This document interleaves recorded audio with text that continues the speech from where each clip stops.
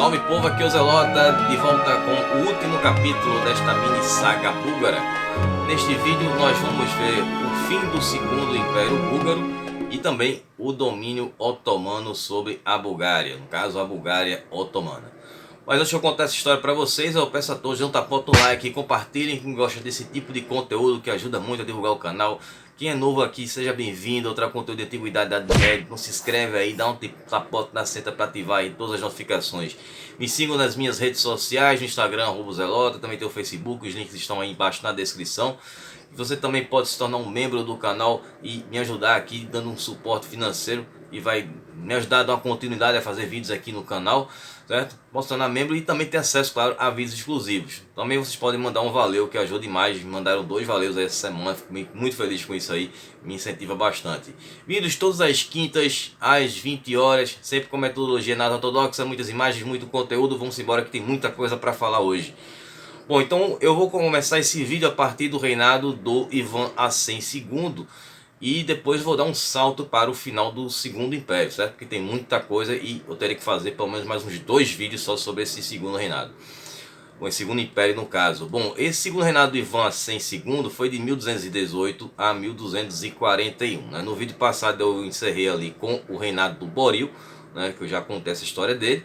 Então Ivan II, quando ele assume, ele vai recuperar alguns territórios que foram perdidos pelo Boril. No caso, ele recupera Belgrado e vai conquistar onde hoje é a Albânia. E tinha uma inscrição lá na cidade de Tarnovo, que era a capital do Segundo Império Búlgaro, que dizia o seguinte: em Cristo, o Senhor, fiel czar e autocrata dos búlgaros, filho do velho Asen. Caso se referindo ali aos irmãos Asen, no caso o próprio Ivan Asen I, né? Bom, então o velho patriarcado búlgaro ele foi restaurado em 1235 com a aprovação dos patriarcas do Oriente. Então ele vai romper as relações com a Igreja Romana, que tinham sido feitas pelo Jonítzes, né, que tinha feito essa ligação, essa relação com a Igreja Romana. Bom, então Ivan II ele tinha a reputação de ser um governante sábio e humano. Ele vai abrir ali relações comerciais com o Ocidente, né, com as nações católicas, especialmente com as repúblicas de Gênova e Veneza, que eram 2 potências marítimas. Ele tinha o objetivo de diminuir a influência dos bizantinos sobre a Bulgária. Caso ali eu me refiro ao Império de Niceia mais especificamente, porque nessa época ainda havia o Império Latino de Constantinopla, certo? Então eu falo de Niceia, no caso o Império de Niceia, e também tinha também o Despotato de Épiro, que também foi um outro dos estados que foram formados com o que sobrou do Império Bizantino após a queda de Constantinopla diante ali dos cruzados na Quarta Cruzada. Então foram vários estados, tínhamos também o Principado de Tessalônica, o Principado de Acaia, o Império de Trasibonda, mais especificamente os que vão mais ter influências, termos como inimigos dos búlgaros, vão ser, no caso, o Império de Niceia, depois, posteriormente, com a restauração do Império Bizantino, e também esse Despotato de Épiro. Bom, então, voltando aqui, a cidade de Tarnovo vai voltar a ser um grande centro importante econômico e religioso, dando um patamar maior à cidade, chegando a competir com Constantinopla. Inclusive Tarnovo vai se colocar ali como a terceira Roma. Não foi um exagero isso aí, até porque a gente sabe depois mais na frente, com a queda do Império Bizantino, que aí os russos reivindicaram isso aí, no caso para Moscou ser a terceira Roma, né? Fiz um vídeo lá na área de membros explicando isso aí. Ou então, como o Simeão Grande, né, o Ivan III ele vai expandir o território para as costas dos 3 mares, que eram o Adriático, o Egeu e o Mar Negro, e anexou Medeia, que era a última fortaleza que ficava antes de Constantinopla. Então ele tinha esse objetivo de conquistar a cidade de Constantinopla ocupada pelos cruzados. Só que isso aconteceu lá em 1235 e ele não teve sucesso, sendo derrotado. Então, nesse mesmo ano, o Ivan II ele vai restaurar o patriarcado búlgaro, que havia sido destituído desde 1018. O poder militar e econômico da Bulgária vai declinar depois desse reino do Ivan II, no caso do reinado, e vamos ter ali diversos conflitos internos dentro desse Império Búlgaro, fora os diversos inimigos que eles vão ter que enfrentar no decorrer dessa história. No caso, como já mencionei, o próprio Império Bizantino, depois da sua restauração, e antes também na época do Império Nicéia. Vamos ter também o reino dos húngaros, né? O reino húngaro vai ser um grande inimigo dos búlgaros, e sem esquecer também da chegada dos mongóis, que vai ser bem devastadora para os búlgaros, né? Somente naquela horda dourada, né, do Batucan, né, que foi um dos principais cães búlgaros ali, que liderou aquela incursão vitoriosa na Europa Oriental. Bom, como tem muita coisa para falar, seriam quase mais de 100 anos, muitos imperadores, eu vou dar um salto no tempo aqui e vou para o... praticamente vou colocar aqui como penúltimo imperador, ou antepenúltimo imperador búlgaro, que foi o João Alexandre da Bulgária, que reinou de 1331 a 1371. Bom, ele vai recuperar a economia, vai estimular o renascimento da cultura búlgara, assim também com o religioso. Ele teve que lidar ali com ameaças externas, caso mais uma vez o Império Bizantino e o reino da Sérvia, além dessas incursões que estavam sendo cada vez mais fortes por parte do Império Otomano, que já havia crescido bastante ali na região da Anatólia, e depois viria até conquistar o Império Bizantino, mas isso aí vai ser quase um século depois. Bom, então esses inimigos ali que vão se tornando cada vez mais incômodos, além também vamos ter a questão da peste negra, que aconteceu durante o reinado dele entre 1347 a 1351. Ele sentiu que era muito peso, muita responsabilidade para uma pessoa só lidar com todos esses inimigos e situações. Então o que é que João Alexandre fez? Ele vai resolver dividir o império entre os seus dois filhos. Então quando ele faleceu, o reino da Bulgária, no caso o Império Búlgaro, o segundo Império Búlgaro, vai ser dividido em dois entre seus dois filhos, que mostra que o João Alexandre ele não tinha muita criatividade para dar nomes para os filhos, né? Tanto que os dois se chamavam João também. Nós tínhamos ali o João Cismanes, que vai reinar a metade da Bulgária, seria a parte sul, né, da Bulgária, lá de Tarnovo, né, que era a capital oficial. E o outro filho dele chamava-se João Escrasimi, que vai reinar de Vidin, né, que na época do Império Romano chamava-se Bonônia, né, durante essa época do domínio romano na Bulgária, né. Bom, então eu vou dividir nos dois essa história, porque são dois reis, né, no caso, que vão ter essa divisão. Então a gente vai ter aí duas histórias paralelas nessa reta final do segundo Império Búlgaro. Por isso que eu tive que saltar, fazer esse salto temporal aí para vocês.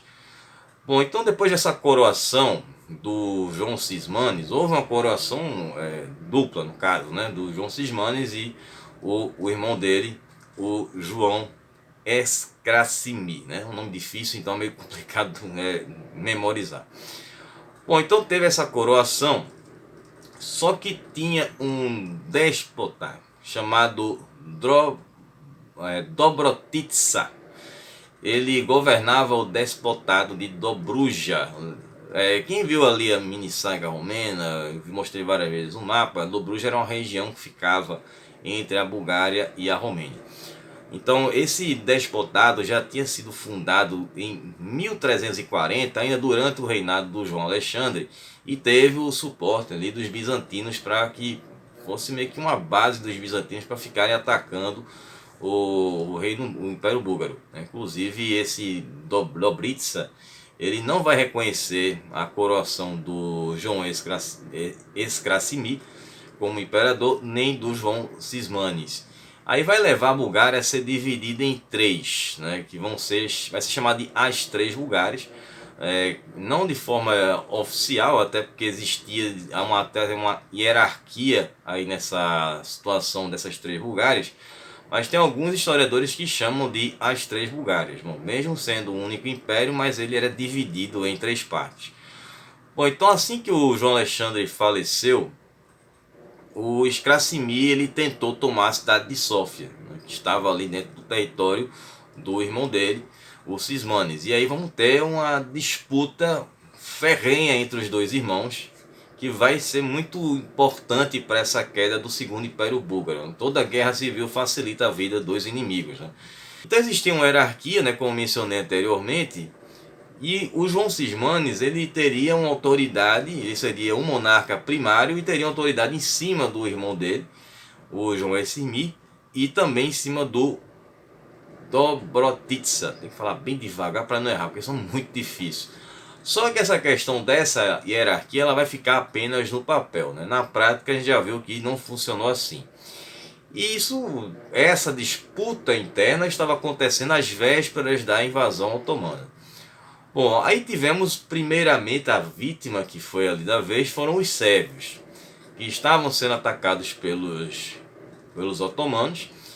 E aí os sérvios, que na época eram reinados pelo Blucassino Demétrio, eles foram derrotados pelos otomanos na Batalha de Maritsa. Inclusive nessa batalha o Blucassino Demétrio faleceu e também teve o fim do reino da Sérvia. O Cismanes, ele teria, não digamos que é obrigação, mas ele poderia ou deveria ter dado um suporte para o Blucassino nessa guerra contra os otomanos. Só que aconteceu que durante esta batalha ele estava enfrentando seu próprio irmão, né? É o problema, né? A guerra civil ali entre eles. E aí então Cismanes, como ele não ajudou e aí a Sérvia caiu, o próximo alvo era a Bulgária. E os otomanos na época eram reinados ali, no caso tinha o sultão, né, que era o Murad I. Então ele vai começar já a fazer conquistas dentro da Bulgária, conquistando cidades importantes, somente ali aquela região dos Ródops. E o Cismanes, numa briga contra o próprio irmão, acaba tendo que ceder, porque ele não tinha forças mais para reagir contra os otomanos, que eram muito mais fortes que ele. Bom, se os dois irmãos fossem unidos, poderia ter sido diferente. Sempre a gente vai ter isso na história, né? Então o que aconteceu foi que o Cismanes teve que reconhecer uma vassalagem aos otomanos, claro que forçadamente, óbvio. E o sultão, né, o Murad I, ele se encantou pela irmã do João Cismanes, né? Pelo menos ela não chamava-se Joana, né? Era Kera Tamara, ou Tamara. Essa mulher era viúva na época e era considerada uma mulher belíssima, uma das mulheres mais belas ali da região dos Balcãs. Inclusive ela, como mencionei, como era viúva, o marido dela tinha sido o déspota Constantino Dragastes, né, que tinha sido o déspota de Tessalônica, se não me falha a memória.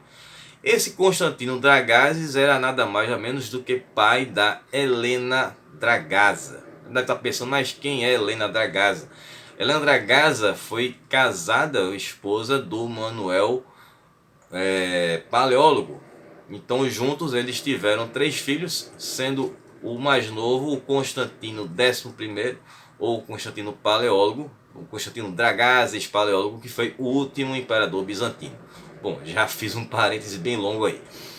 Bom, então foi feito esse acordo, a irmã do João Cismanes acabou ali fazendo parte lá do harém do Murad I, mas mesmo assim, depois de um tempo, no início da década de 1380, os otomanos vão começar a fazer novos ataques na Bulgária. E eles vão conquistar a cidade de Sófia em 1385. Então nesse mesmo período, o que aconteceu que o Cismanes deixou rolar essas conquistas dos romanos? Estava novamente numa guerra contra o irmão dele. Só que dessa vez não diretamente, mas ele estava enfrentando o voivoda da Valáquia, que era o Dan I. E o Dan I ele estava apoiando o João Escramici, justamente porque o João era casado com Ana da Valáquia. Então, com a própria localização da parte da Bulgária que pertencia, no caso que era governada pelo João Escravici, era no norte da Bulgária, ou seja, era vizinho da Valáquia, então tinha essa relação aí entre o Principado da Valáquia e essa parte do Império Búlgaro do João Escravici. Bom, existe pouco registro sobre essa batalha entre os Cismanes e o Dan I, mas o que se sabe é que o Cismanes eliminou o Dan I nessa batalha. E aí vamos dar aqui uma resumida nessa parte, porque é muita coisa e não daria num vídeo só, né?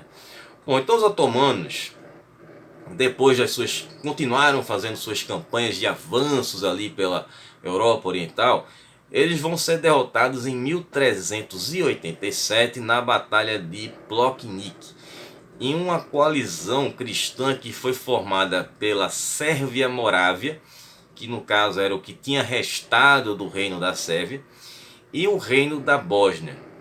Então Cismanes aproveitou dessa derrota dos otomanos para negar sua vassalagem aos otomanos, já se rebelou contra os otomanos.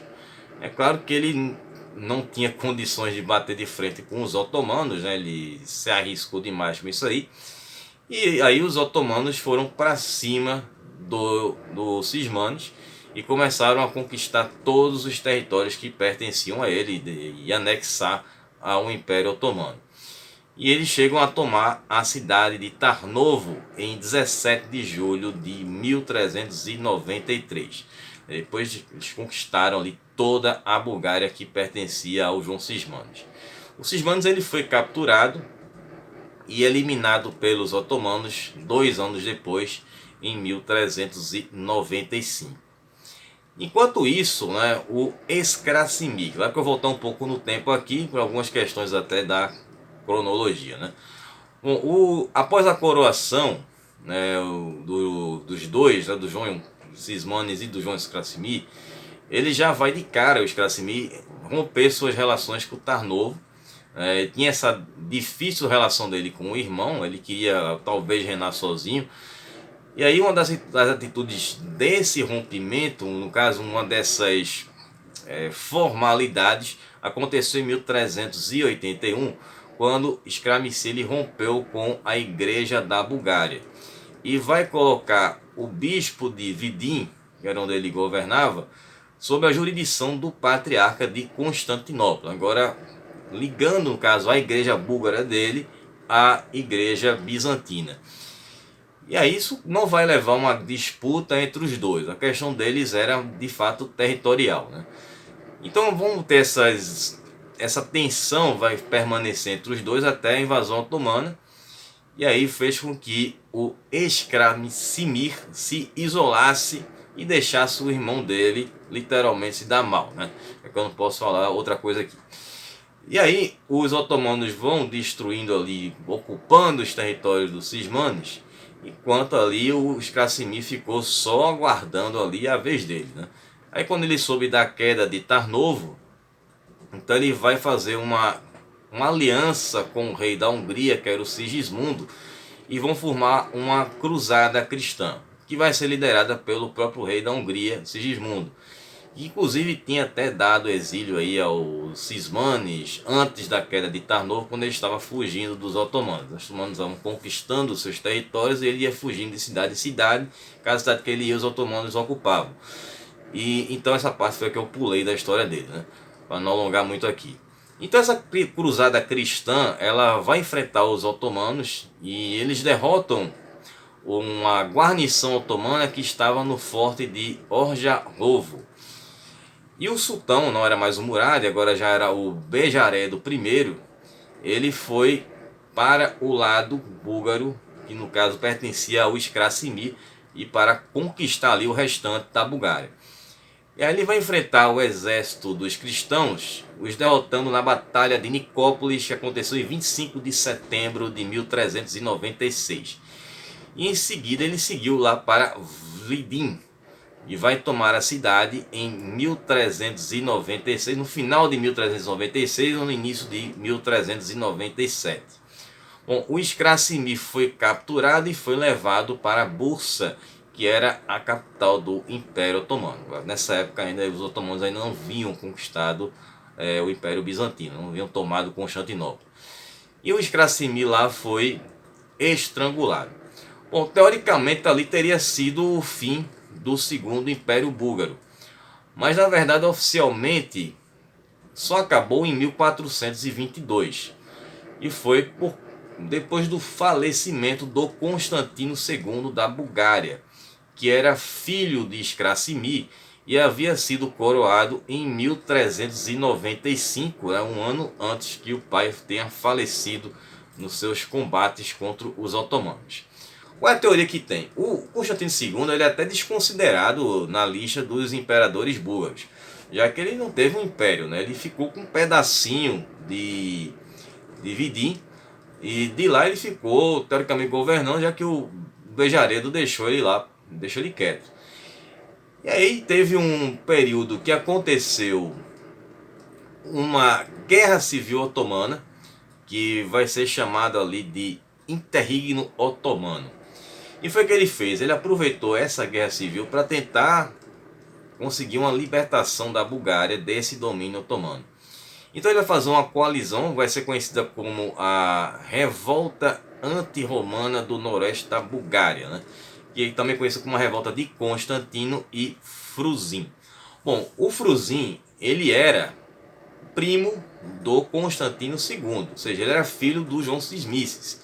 Quer dizer, os filhos dos irmãos que eram rivais se tornaram ali aliados e vão governar juntos e vão lutar para essa libertação da Bulgária desse domínio otomano. E aí eles vão contar com alguns apoios aí, né, que eram do o déspota sérvio, que era o Estevão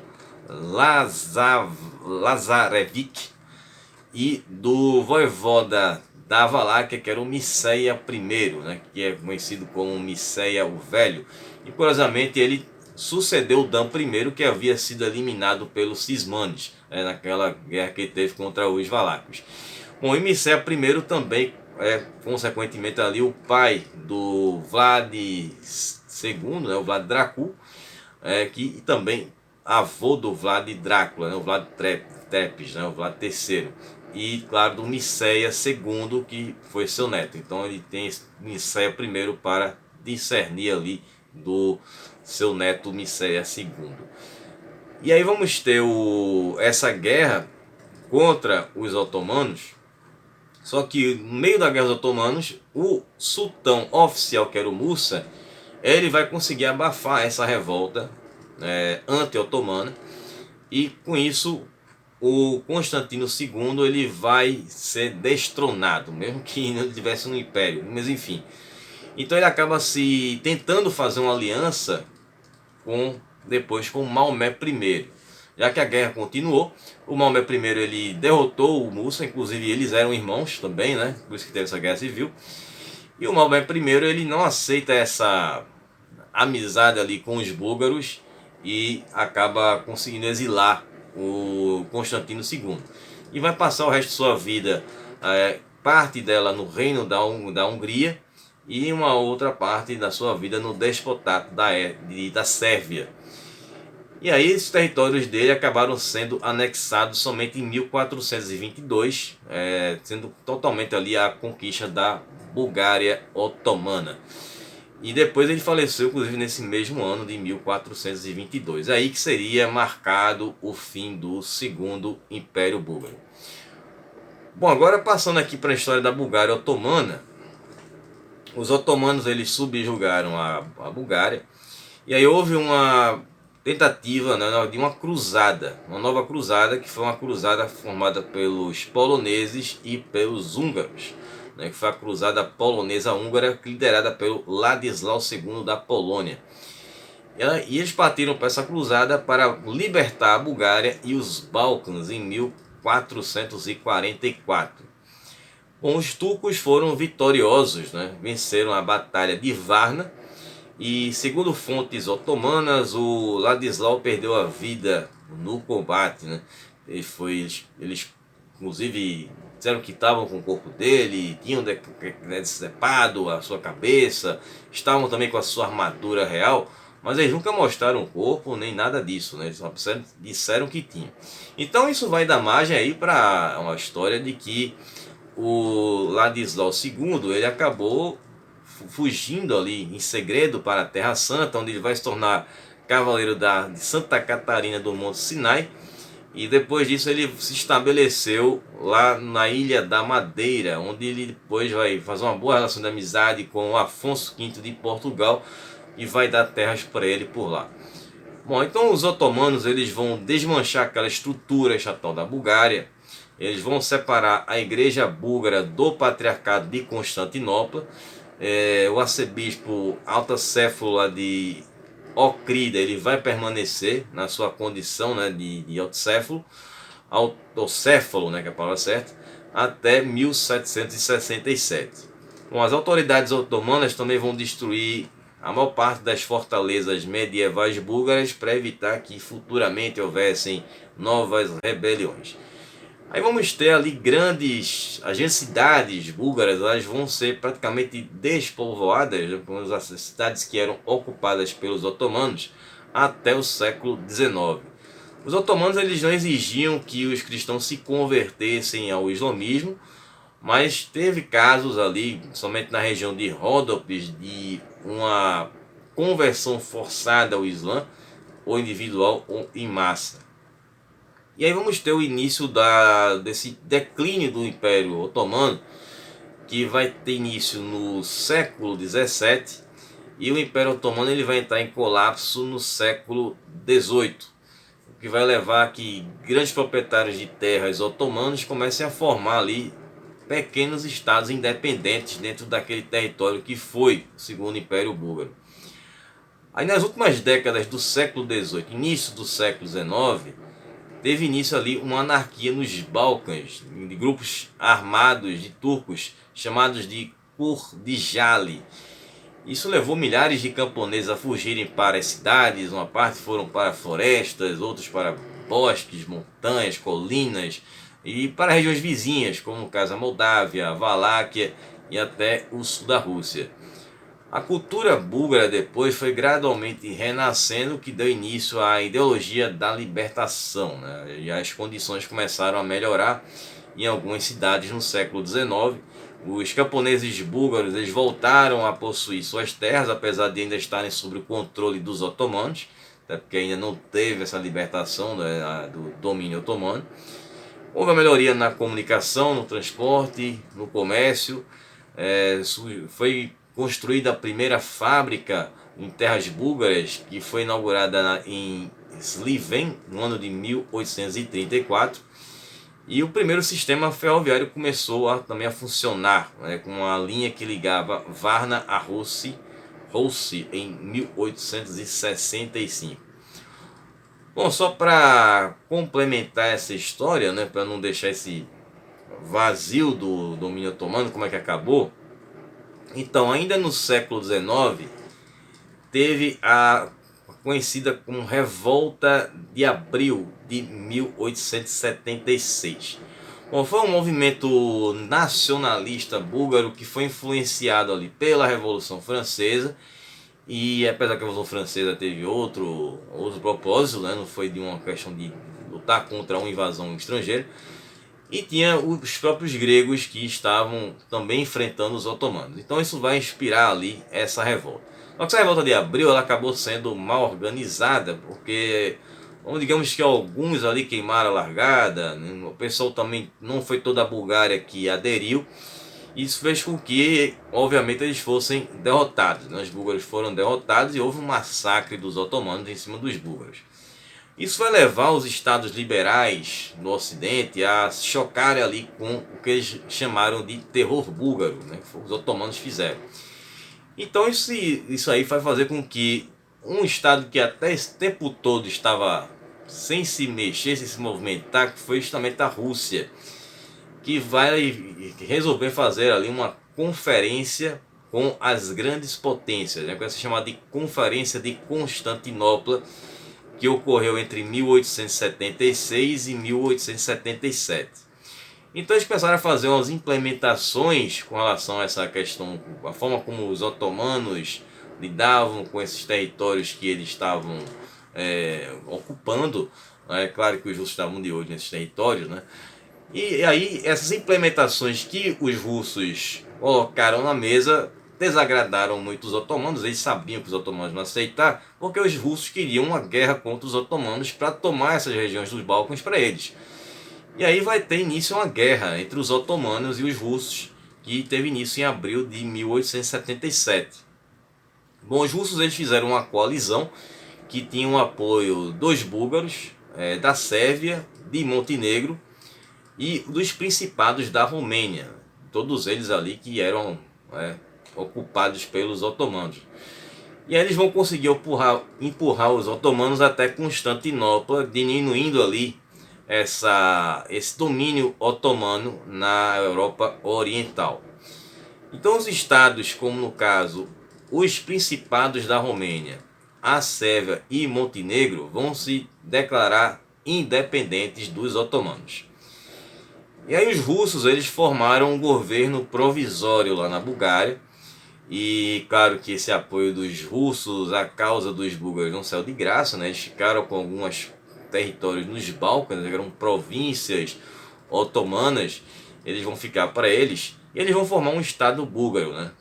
Um novo estado búlgaro que vai ser a princípio um principado, mas alguns até chamam de Terceiro Império Búlgaro mais na frente. Bom, então os búlgaros se livraram desse domínio otomano após quase 5 séculos de ocupação otomana, que durou de 1396 até 1878.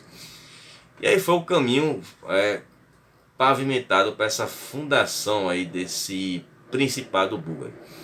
Bom, aí tivemos assim que teve essa vitória dessa coalizão dos russos, com esses outros estados que se tornaram independentes dos otomanos, foi assinado o Tratado de São Stefano, assinado em 3 de março de 1878, que determinava o território do Principado Búlgaro, que teria as regiões da Moésia, da Trácia e a Macedônia, que fariam parte dessa nova Grande Bulgária.